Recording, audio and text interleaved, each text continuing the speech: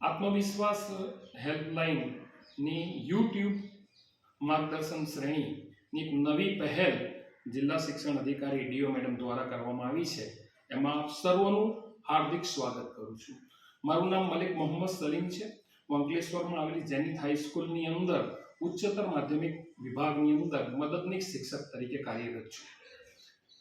આજનો જે મારો વિષય છે એ આવો છે કે આવો એકાગ્રતા, ઉત્સાહ અને ઉત્સવ સાથે પરીક્ષાના સહભાગી બનીએ.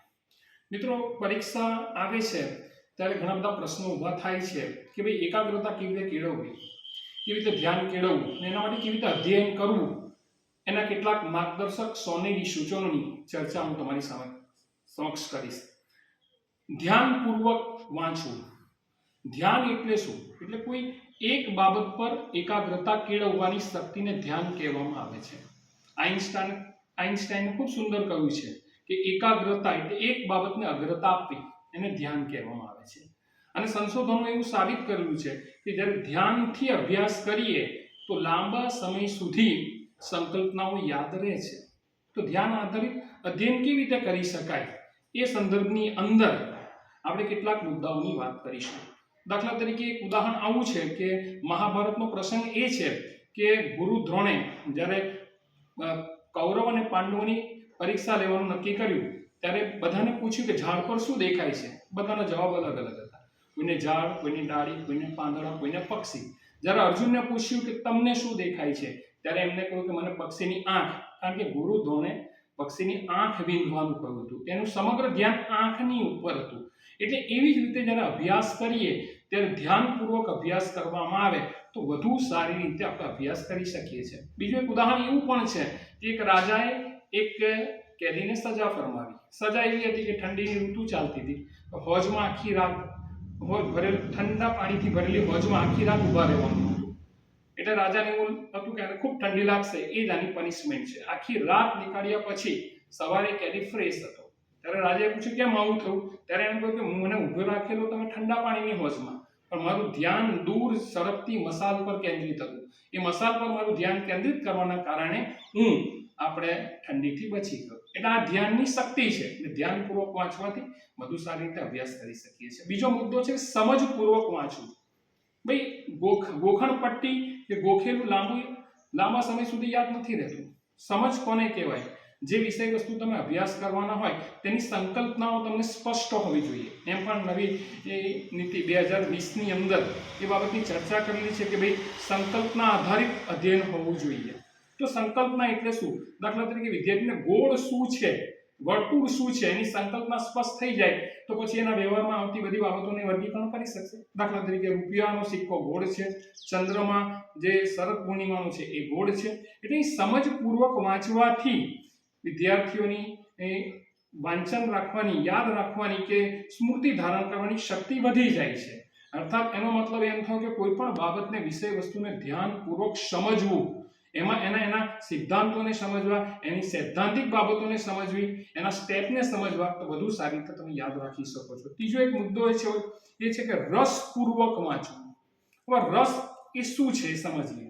કોઈ બાબત દાખલા તરીકે તમે વારંવાર પસંદ કરતા હોય અથવા તમને એને પુનરાવર્તિત કરતા હોય વસ્તુને તો સમજી લો કે એમાં તમારો રસ છે. અને મનોવિજ્ઞાન ખૂબ સુંદર કહે છે કે રસ અને થાક વચ્ચે વ્યસ્ત સંબંધ છે.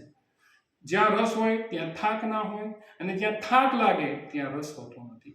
દાખલા તરીકે હું એક ઉદાહરણ આપું. દાખલા તરીકે કે આપણે ત્યાં લગ્ન પ્રસંગ હોય તો સવારના આપણે એમાં જોતરાયેલા હોઈએ છીએ, આખો દિવસ કામ કરીએ છીએ, અને કદાચ રાતે વરઘોડો કાઢવાનો હોય તો આપણે આખા દિવસમાં થાકેલા હોય તો હોંશે વરઘોડામાં જોડાઈ જઈએ છીએ, અને મોડી રાત સુધી વરઘોડામાં આપણે ચાલીએ છીએ તો એ આપણે થાકતા નથી. અને જ્યારે સવારે કોઈ જગ્યાએ જાનમાં જવાનું હોય તો ફ્રેશ થઈને આવી જઈએ છીએ. તો એ આખા દિવસનો વર્કિંગ ઓવર કરેલું છે, કામ કરેલું છે, રાતે આટલી મોડી રાત જાગ્યા તો આપણે થાક નથી લાગ્યું, કેમ કે રસ છે. એટલે જો વિદ્યાર્થી પણ વિષય વસ્તુમાં રસ કેળવે કે આ અભ્યાસ ભવિષ્યમાં આવનારા સમય માટે આપણા માટે ઉપયોગી પુરવાર થશે, આપણા માટે સુખ અને સમૃદ્ધિ લાવશે. આ રસપૂર્વક અભ્યાસ કરવાથી લાંબા સમય સુધી આપણે યાદ રાખી શકીએ છીએ. ઊંડાણપૂર્વકનું વાંચન કરવું, આ એક મહત્વની વસ્તુ છે. કેટલીક વિદ્યાર્થીઓ એવું કરે છે કે ઉપર છલ્લું વાંચી લે છે. ઉપર છલ્લું વાંચવાથી એવું બને કે લાંબા સમય સુધી તમે યાદ ન રાખી શકો. કોઈ વસ્તુને સમજવી હોય તો એ સમજવા માટે એને ઊંડાણપૂર્વક વાંચવી, એનો અર્થ શું છે, એના લક્ષણો શું છે, એના સિદ્ધાંતો શું છે, એના સૈદ્ધાંતિક પાસાને બરાબર સમજી લેવાનું. જો દાખલા હોય તો ક્રિયા દ્વારા દાખલાની પ્રેક્ટિસ કરો, પ્રયોગ હોય તો પ્રયોગ કરો, પ્રમેય હોય તો પ્રમેયને સ્ટેપ બાય સ્ટેપ યાદ રાખો. તો ઊંડાણપૂર્વક વાંચવાથી પણ લાંબા સમય સુધી આપણે એને યાદ રાખી શકીએ છીએ. આ જ્ઞાન આધારિત અધ્યયનની એક રીતો છે. મિત્રો, નિયમિત મહાવરો કરવો આગળનો મુદ્દો એવો છે.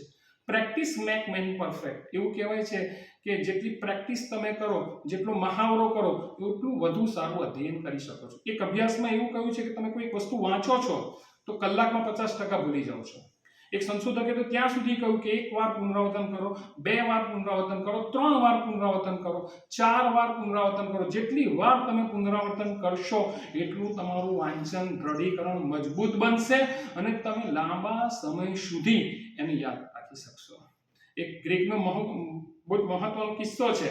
એક વ્યક્તિ એ આખા બળદને ઉચકીને આવી ગયો. રાજા હેરત અંગેજ થઈ ગયો કે આવું કેવી રીતે બની શકે, કે એનાથી વજનમાં કંઈ ઘણો મોટા બળદને કેવી રીતે ઉચકી શકે. ત્યારે એ વ્યક્તિને જવાબ પૂછ્યો, તું આવું કેવી રીતે કરી લે છે?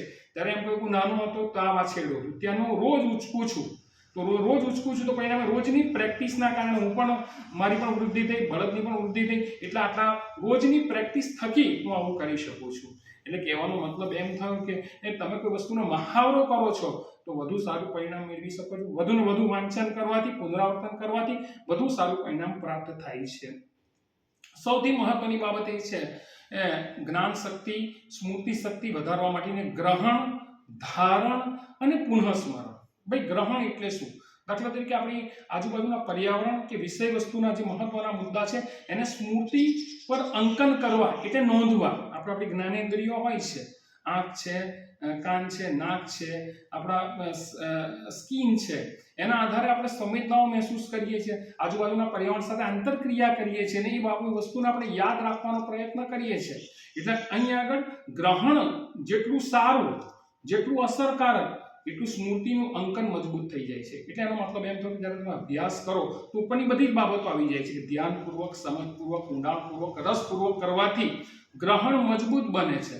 અને જેટલું ગ્રહણ મજબૂત બને છે એટલું ધારણ, એટલે તમે લાંબા સમય સુધી એ વસ્તુને યાદ રાખી શકો છો. તમે એક વસ્તુ મહેસૂસ કરી હશે કે તમે મૂવી જોવા જાઓ છો, તો મૂવી તમે જુઓ છો તો મૂવીને તમે ધ્યાનપૂર્વક જુઓ છો. 3 કલાકની મૂવી હોય છે, તમે દરેક વસ્તુને નોટ બરાબર કરો છો. મિત્ર તમને બહાર પૂછેની સ્ટોરી, એ સ્ટોરી તમે ખૂબ રસપૂર્વક એ મૂવીની ડિક્ટો ટુ ડિક્ટો બિલકુલ ક્રમિક રીતે કહી દો છો. કેમ? કે આખી મૂવીને તમે ધ્યાનપૂર્વક ગ્રહણ કરેલી છે. ને ધારણ એટલે અહીં ગ્રહણ સારું હોય છે તો ધારણ સારું રહે છે. અને ધારણ કર્યા પછી એક મહત્વનો મુદ્દો છે પુનઃસ્મરણ. મોટાભાગની જે મુશ્કેલી જોવા મળે છે કે વિદ્યાર્થીઓ વાંચે છે પણ યાદ કરે છે પરીક્ષામાં. હું તો એમ કહું છું કે રોજ વાંચો અને રોજ સાંજે એને 2, 4, 5 મિનિટ રિફ્રેશ થઈને યાદ કરો કે આખા દિવસમાં આજે મેં શું શું કર્યું. આવી પ્રેક્ટિસ કરવાના કારણે તમારું પુનઃસ્મરણની શક્તિ વધી જાય છે. દાખલા તરીકે આપણે સિરિયલો જોઈએ છીએ તો સિરિયલોમાં પણ એવું છે કે રીકેપ હોય છે, એ આગળની શું ઘટનાઓ ઘટી એને સમજાવે છે.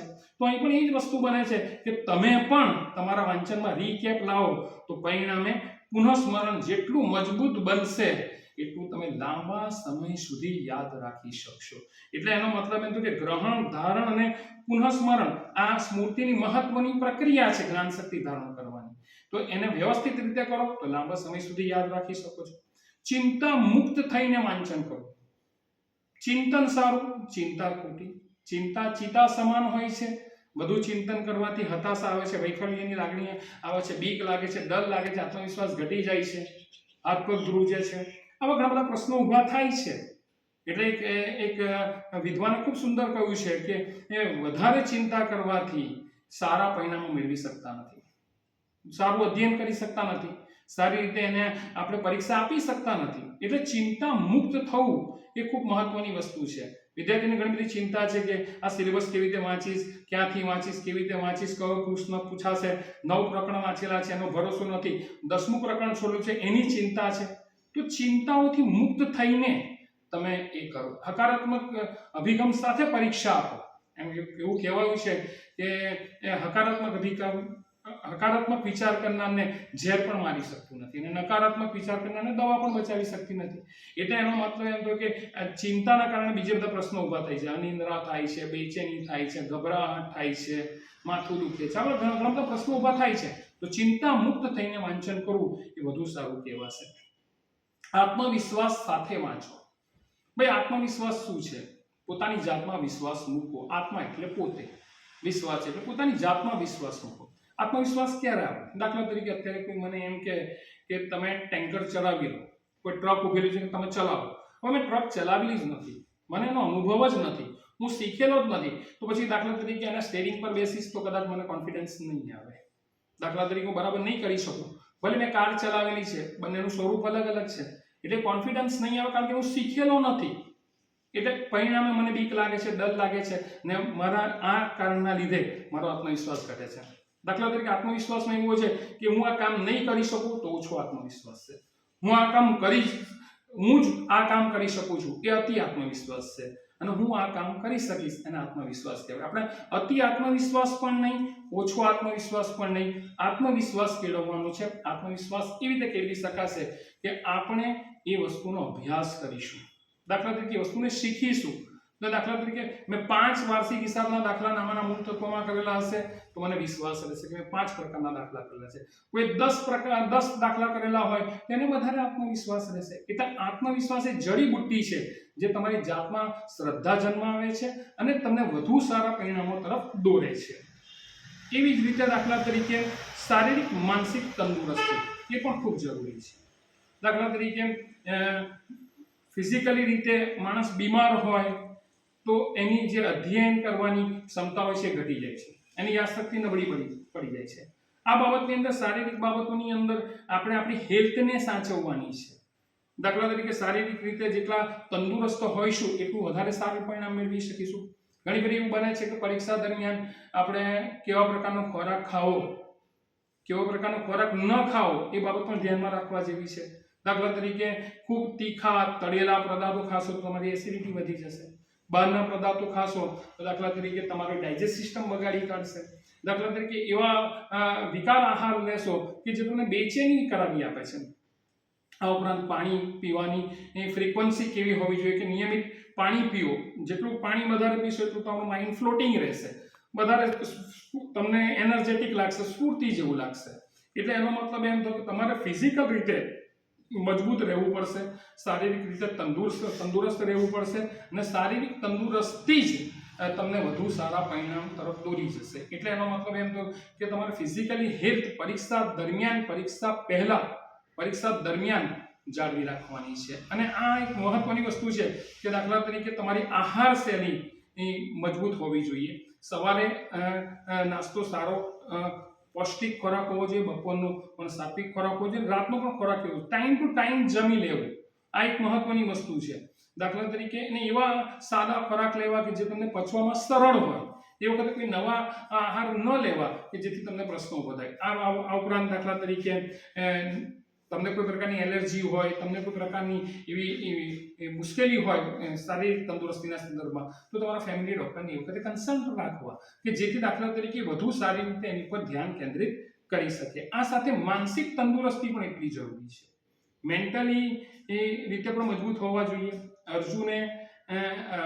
કૃષ્ણએ અર્જુનને એમ કહ્યું કે તું મને એ બતાવ કે સૌથી સારો મિત્ર કોણ છે તારો ને સૌથી ખતરનાક દુશ્મન તારો કોણ છે. આવો પ્રશ્ન અર્જુને કૃષ્ણને પૂછેલો. ત્યારે કૃષ્ણએ કહ્યું કે તારું મન મજબૂત હોય તો માંડવે જવાય. એટલે એનો મતલબ એમ થયો કે મન પાવર હાઉસ છે. આ મન જેટલું મજબૂત હશે, મનની શક્તિઓ મજબૂત હશે એટલે તમે મેન્ટલી ફિટ હશો. દાખલા તરીકે તમને ગભરામણ કે પછી દાખલા તરીકે ડર કે ઓછો આત્મવિશ્વાસ કે બેચેની આ બધા સિમ્પટમ્સ આવે છે કેટલીક બધી મનની નબળાઈના લીધે પણ આવે છે. એટલે મેન્ટલી રીતે ફિટ હોવું એ પણ ખૂબ જરૂરી છે કે દાખલા તરીકે હકારાત્મક વિચારધારા પણ કામ કરે છે, આત્મવિશ્વાસ પણ કામ કરે છે. એટલે મનની મજબૂતાઈ એ આપણને સારા પરિણામો પૂરા પાડે છે. આ એક મહત્વની વસ્તુ છે. બીજું કે વૈજ્ઞાનિક રીતે વાંચન કરવું જોઈએ. વૈજ્ઞાનિક રીતે વાંચન કરવું એટલે કે વૈજ્ઞાનિક દ્રષ્ટિકોણથી એટલે કે દાખલા તરીકે માણસ દાખલા તરીકે સવારે ઉઠે છે તો ફ્રેશ હોય છે, કારણ કે પૂરી ઊંઘ લીધેલી હોય છે. આવા સમયે તમે એવા વિષયોનું વાંચન કરો કે જેમાં દાખલા તરીકે તમારે વધારે મહેનતની જરૂર છે. હું એમ નથી કહેતો કે કોઈ વિષય સરળ છે, કે હું એમ નથી કહેતો કે કોઈ વિષય કઠિન છે, પણ એવા વિષયો દાખલા તરીકે તમે વાંચન કરો કે જેમાં વધારે મહેનતની જરૂર છે, તો એવા સંજોગોની અંદર દાખલા તરીકે સારા પરિણામો તમને પ્રાપ્ત થશે. દાખલા તરીકે એમાં એ વખતે ફ્રેશનેસ સારી હોય, ગ્રહણ શક્તિ સારી હોય, તો વધુ સારી રીતે તમે સ્મૃતિ પર અંકન કરી શકશો. એટલે એનો મતલબ એમ થયો કે એ રીતે વાંચન કરો. અને વાંચનનો એક ગોલ્ડન નિયમ છે કે ત્યાં સુધી વાંચો કે જ્યાં સુધી તમને બોરિંગનેસ ના આવે. દાખલા તરીકે તમે કોઈને 45 મિનિટ વાંચ્યું ને ઓકે, તો પછી 10 મિનિટનો બ્રેક લઈ લો. કોઈને 50 મિનિટ વાંચ્યું તો 10 મિનિટનો બ્રેક લઈ લો. 1 કલાક હોય તો 1 કલાક પછી લો, જેની જેટલી ક્ષમતા. એમ તો એમ કહેવાય છે કે લાંબા સમય સુધી એક ધારું વાંચન નથી કરી શકતા, છતાં તમે તમારી વ્યક્તિગત તફાવતોને ધ્યાનમાં રાખીને, તમારી ક્ષમતાઓને ધ્યાનમાં રાખીને એ રીતે વાંચન કરો અને વચ્ચે બ્રેક લો. અને બ્રેક લઈને વાંચન કરવાથી વધારે સારા પરિણામો તમે પ્રાપ્ત કરી શકો છો. આ એક મહત્વનો મુદ્દો છે. એટલે એનો મતલબ એમ થયો કે વૈજ્ઞાનિક દ્રષ્ટિકોણથી વાંચન કરવું, સમયપત્રક બનાવવું વાંચન માટેનું, રોજનું રોજ વાંચી લેવું. દાખલા તરીકે એમાં દાખલા તરીકે તમારી પંચ્યુઆલિટી હોવી જોઈએ, અને દાખલા તરીકે કેટલા દિવસો બોર્ડની પરીક્ષાને બાકી છે, કેટલા સબ્જેક્ટ છે, બરાબર છે, કેવી રીતે વાંચન કરવાનું છે, એનું એક આયોજન, ટાઈમ મેનેજમેન્ટ કરી નાખો. એટલે એનો મતલબ એમ થયો કે એ રીતે તમે વાંચશો તો જેમ જેમ વિષય વંચાતા જશે તેમ તેમ તમે હળવા થતા જશો અને વધુ સારા પરિણામ પ્રાપ્ત કરી શકશો. અર્થાત એનો મતલબ એમ થયો કે એક વૈજ્ઞાનિક દ્રષ્ટિકોણ સાથે અભ્યાસ કરવો એ પણ ખૂબ જરૂરી છે. આમાં એક બીજો મુદ્દો પણ છે કે દાખલા તરીકે તમારા વિષયના પેપરોનો અભ્યાસ કરી લેવાનો, બોર્ડના મહત્વના જે મુદ્દાઓ છે એનો અભ્યાસ કરી લેવાનો. બ્લુ પ્રિન્ટને લોકો અનુસરતા નથી. જો બ્લુ પ્રિન્ટને વધારે સારી રીતે અનુસરે તો વધુ સારા પરિણામ પ્રાપ્ત કરી શકે છે.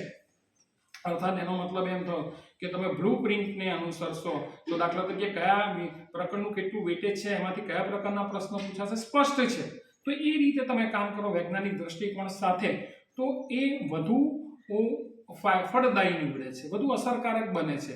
એટલે આ રીતે કામ કરવાથી તમે એક સારું પરિણામ પ્રાપ્ત કરી શકો છો. એટલે એનો મતલબ એમ થયો કે તમારી પાસે પોતાનો એક વૈજ્ઞાનિક દ્રષ્ટિકોણ હોવો જોઈએ. આ ઉપરાંત કેટલીક બીજી ટિપ્સ પણ છે. દાખલા તરીકે વિષયને નાના નાના ભાગોમાં વહેંચી દો. જ્યારે વિષય વસ્તુને વાંચો ત્યારે અંડરલાઈન કરો, એની ચાવી બનાવી લો, એક મુદ્દાઓની નોંધ પોથી રાખો. દાખલા તરીકે જે મુદ્દાઓ અઘરા છે એને લખીને વાંચો તો વધુ સારી રીતે તમે એને ગ્રહણ કરી શકશો. એટલે એનો મતલબ એમ થયો કે આ વસ્તુને તમે ધ્યાનથી સમજો ને જેટલી પ્રેક્ટિસ કરશો, જેટલા સમજીને વાંચશો, સંકલ્પના આધારિત વાંચશો, એટલું વધુ લાંબા સમય સુધી તમે યાદ રાખી શકશો. એટલે એનો મતલબ એમ થયો કે આ વૈજ્ઞાનિક બાબતોમાં આ થાય છે. સાથે સાથે સૂવાનો ટાઈમ પણ ફિક્સ હોવો જોઈએ, 6 કલાકની ઊંઘ તમારી હોવી જોઈએ, પાણી પૂરેપૂરું પીવું, આ બધી બાબતો ધ્યાનમાં રાખવાની છે. વાતાવરણ પણ અસર કરે છે કે શાંત વાતાવરણ હોય તો વધારે સારું. એ રીતે વાંચન કરવાથી વધુ ફળદાયી નીવડે છે. અંતે આટલું કહીશ કે વિદ્યાર્થીના 5 લક્ષણ એક શ્લોકમાં કહે છે: કાગ ચેષ્ટા, બક ધ્યાન, શ્વાન નિંદ્રા, તથૈવમ અલ્પાહારી, ગૃહ ત્યાગી, પંચ લક્ષણમ વિદ્યાર્થી. એટલે કાગડા જેવી હોશિયારી હોવી જોઈએ લક્ષ્ય પ્રાપ્ત કરવા માટેની, બગલા જેવું ધ્યાન હોવું જોઈએ, અને કૂતરા જેવી ઊંઘ હોવી જોઈએ, એટલે કે સજાગ વિદ્યાર્થી હોવો જોઈએ. અલ્પાહારી, તમે જે ખાઓ છો એ ભૂખ 100% હોય તો 100% નહીં ખાવાનું, 75%, 80% ખાઓ, થોડી જગ્યા ખાલી રાખો તો ડાયજેસ્ટ કરવામાં સારું રહેશે. અને ગૃહ ત્યાગી, દાખલા તરીકે ઘરની અંદર એવું બને કે કોઈ આવી ગયું, કોઈ પ્રસંગ આવી ગયો, કોઈ મિત્રો આવી ગયા, કોઈ રિલેટિવ આવી ગયા, તો એમાં આપણે જોતરાઈ જઈશું તો એનો મતલબ કે આપણે પરીક્ષાથી વિમુખ થઈ જઈશું. તો આવા સંજોગોની અંદર આપણે 5 બાબતોને ધ્યાનમાં રાખીશું. અને આ રીતે તમે જો આટલા બાબતોને ધ્યાનમાં રાખો કે ધ્યાનપૂર્વક, સમજપૂર્વક, રસપૂર્વક, ઊંડાણપૂર્વક, નિયમિત મહાવરો, ગ્રહણ, ધારણ, પુનઃસ્મરણ, ચિંતા મુક્ત અભ્યાસ, આત્મવિશ્વાસ સાથે વાંચન અને શારીરિક માનસિક તંદુરસ્તીને વૈજ્ઞાનિક દ્રષ્ટિકોણ ને 5 જે લક્ષણ કયા એને ધ્યાનમાં રાખશો તો વધુ સારું પરિણામ તમે મેળવી શકશો. ફરી એકવાર આપણે આ શૃંખલામાં મળીશું અને આવી જ વાતો આપણે કરીશું. જય હિન્દ, જય ગરવી ગુજરાત. Thank you.